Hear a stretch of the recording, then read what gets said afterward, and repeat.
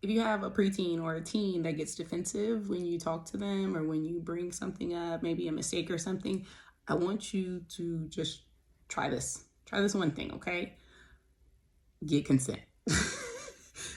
Just ask, are you open before you talk about the thing? Or, hey, are you available to talk about what happened earlier? Get their consent, get their buy-in, get their openness beforehand. And also, if they say no, respect it.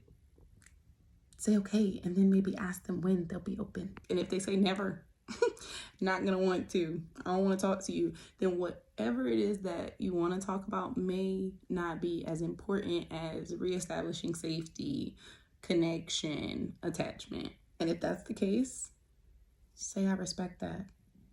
I understand. And I'm also here if you change your mind. And then get to work on repair and safety.